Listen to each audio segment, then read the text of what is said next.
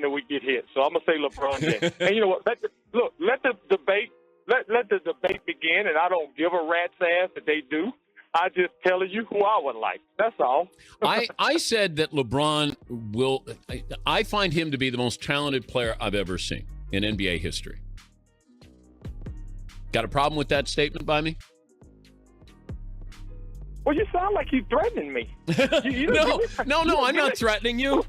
I'm A two-time MVP just went on national TV and lit up LeBron James. No filters, no feelings, just straight facts. And here's the wild part. Nobody from LeBron's side has been able to clap back. Not once. Even crazier, the whole sports media machine is acting like it never even happened, like it got wiped from existence. Karl Malone, one of the most dominant power forwards the game has ever seen, stared straight into the camera and said what millions of fans have been thinking for years. What he exposed about LeBron's legacy hit so deep and cut so clean that it may have cracked the whole GOAT debate wide open. By the time you hear every word Karl dropped, it's easy to see why LeBron has gone completely silent. January 2025 was supposed to be a calm, regular interview with zero drama attached. Karl Malone sat down with a major sports network, and the producers were clearly expecting safe basketball talk, old school stories, and maybe a few light takes on today's league. Nothing viral, nothing explosive, nothing that would send fans spiraling in the comments. But everything changed when the host asked the one question every legend eventually gets hit with. Where does LeBron James rank all time? And is he really the greatest ever? Normally, this is where former stars play defense. They give the safe, boring answers that offend nobody. He's in the conversation. Or, you can't compare eras, because they know the deal. Saying anything critical about LeBron brings a digital storm of angry fans ready to swarm your mentions for weeks. Most legends avoid that chaos. They smile, dodge the question, and keep it moving. But Karl Malone didn't dodge anything. Either he never got the memo, or he just didn't care. What came next froze the sports world in real time, because there was zero hesitation and zero sugarcoating. Karl laid it out like a prosecutor with receipts, confidence, and no fear. The host's face said it all. Pure shock. That look people get when someone finally says out loud what everyone's been whispering online. Social media exploded within minutes, but the real story wasn't the reaction. It was the message. Karl opened with the argument that stings LeBron fans the most, the one they constantly try to twist but can't escape. Championships. He kept it simple and brutal. When you walk around calling yourself the greatest player in basketball history, your resume better scream dominance. A 4-6 finals record doesn't scream GOAT. It screams elite talent who didn't always close. Think about that record for a second. 10 finals appearances is legendary, no doubt. That takes insane skill, durability, and consistency. But 6 losses on the biggest stage? 6 times falling short when everything was on the line. LeBron came up empty more times than he delivered when the pressure was at its peak. Then Karl flipped the comparison. Everything. LeBron, you saw both. I did. I saw him in person. Like, come on. Go James, man. Come on, Shad. I mean, because you think about it. Come on. Because he could do more. He could rebound better. So what do we go off of, dude? Because this is the argument that I have today. Like,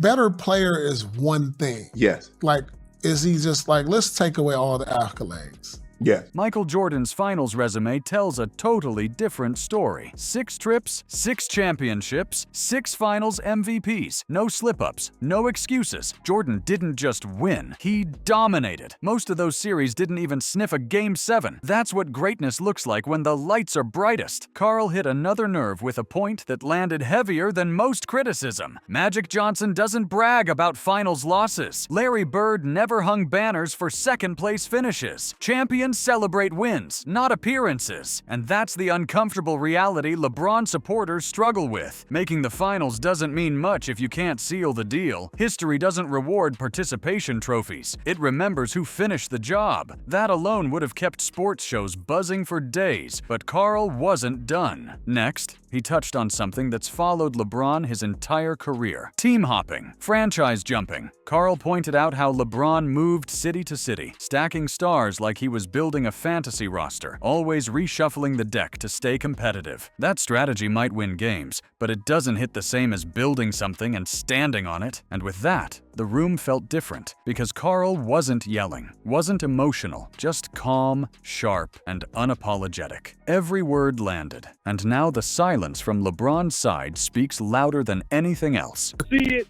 I can feel it. Oozing out of. You can feel it. You can feel it just oozing out. Yeah. Who would you rather have as a teammate? Jordan or LeBron? You got a man. Hold on. Do you have a man crush on Michael Jordan today? What's the deal here? I don't know. I'm just asking that question here. Karl laid out the timeline with zero mercy, step by step, year by year. 7 seasons in Cleveland the first time around, and not a single championship to show for it. When things didn't go his way, LeBron didn't reload. He left on national television and announced he was taking his talents to Miami to team up with Dwyane Wade and Chris Bosh, 2 established all-stars already in their prime. Karl's point was clear and sharp. That level of help was needed just to compete for titles. And even with that stacked roster in Miami, LeBron only walked away with 2 championships in 4 seasons, a straight 50% success rate with a super team built to dominate. When that situation stopped working, he moved again, heading back to Cleveland. But not before the team traded for Kevin Love to make sure another all-star was waiting. That second Cleveland run produced 1 championship, and then it was another exit, this time Los Angeles. And waiting there was Anthony Davis, another top-tier superstar ready to roll. Karl contrasted that path with Michael Jordan's journey, and the difference couldn't be louder. Jordan stayed in Chicago through his entire prime. He didn't run to Detroit to join Isaiah Thomas. He didn't demand trades to play alongside Magic or Bird. He beat those guys instead. MJ built the Bulls into a dynasty from scratch and helped turn Scottie Pippen from a raw draft pick into a Hall of Famer. That's what the greatest players do.